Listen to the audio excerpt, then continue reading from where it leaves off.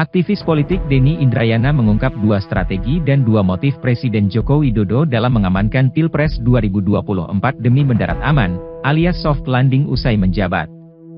Menurut Denny, strategi pertama adalah terlibat aktif alias cawe-cawe dalam penentuan calon presiden di Pilpres 2024. Dia mengutip pernyataan pengamat politik Eros Djarot, terkait Jokowi yang mendukung beberapa capres tertentu dan tidak ikut memilih Anies.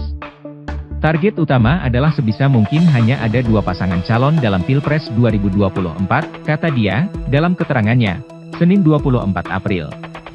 Denny juga menduga Jokowi hanya ingin dua pasangan calon presiden yang bertarung dalam Pilpres 2024 merupakan orang yang dekat dengannya. Pasalnya, menurut Denny, orang yang berseberangan dan tidak mendukung Jokowi berpotensi tak melanjutkan warisan dan program kerja presiden setelah lengser. Keduanya adalah all the president men. Calon yang diidentifikasi berseberangan dan mungkin tidak melanjutkan legasi kepresidenannya, sebisa mungkin dieliminasi, sedari awal, ujar Denny. Strategi kedua, lanjutnya, adalah memecah suara dari bakal calon presiden Anies Baswedan. Menurut Denny, hal itu dilakukan dengan cara mendukung Ketua Umum Partai Gerindra Prabowo Subianto sebagai capres ketiga di Pilpres 2024. Tujuannya adalah agar suara Islam yang pro Anies terbagi ke Prabowo, sehingga suara yang didapat Gubernur Jawa Tengah Ganjar Pranowo lebih banyak.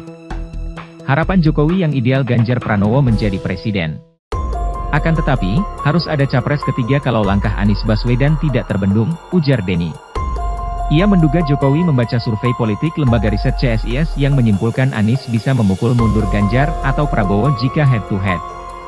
Oleh karena itu, dimunculkan Prabowo Subianto yang mengidentifikasikan diri sebagai capres dari kelompok hijau pada Pilpres 2019 untuk memecah suara pendukung Anies, tuturnya.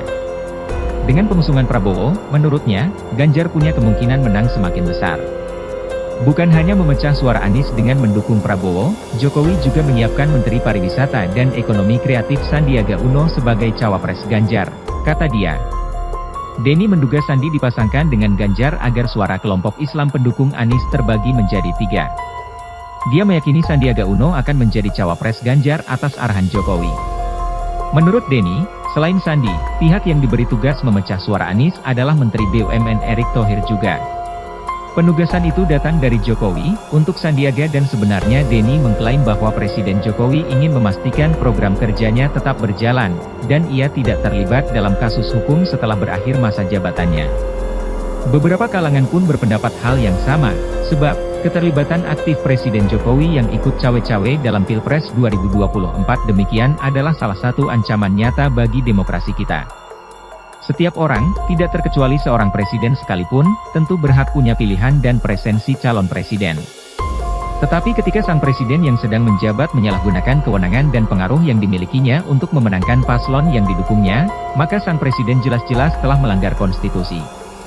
Karena salah satu tugas utama presiden adalah memastikan setiap pemilu berjalan free and fair. Sebab, dengan kekuatan dan jaringan yang dimilikinya, sang presiden punya peluang besar untuk mempengaruhi hasil pemilu.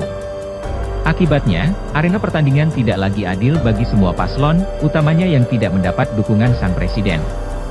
CNNIndonesia.com telah mengonfirmasi tudingan-tudingan ini kepada Kepala Staf Presiden Muldoko dan tenaga ahli utama Kantor Staf Presiden Ali Mokhtar Ngabalin.